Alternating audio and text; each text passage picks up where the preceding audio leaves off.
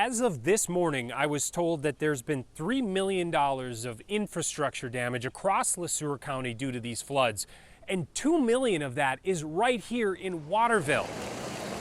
And keep in mind, that's just infrastructure. And with so much standing water still remaining around several areas of this community, the damage to personal property as a whole is just now coming into focus. Taking it one day at a time because you don't know what the day's going to bring. The past 10 days in Waterville, the flow of time has mimicked the flow of the water. So it was about up to here, the sandbags were. Amanda Sheridan and her husband could initially do nothing So it seeped under to slow it down. that sandbag right there. That was all the way across these two doors. Once it entered their home, everything seemed to stand still. Saturday, it was like, evacuate the house.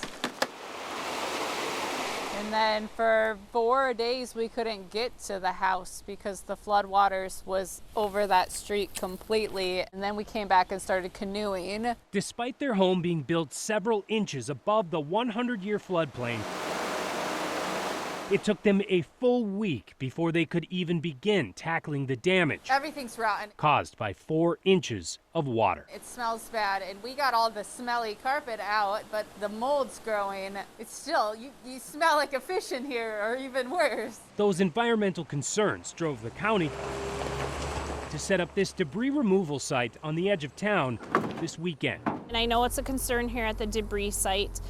They've had couches come in full of mold already. So we're just taking the precautions of wash your hands. They have latex gloves either under or over their gloves. Tammy Stuig is Director of Emergency Management for Le Sueur County. So far, she says various surveys have found at least 130 homes here damaged by flooding.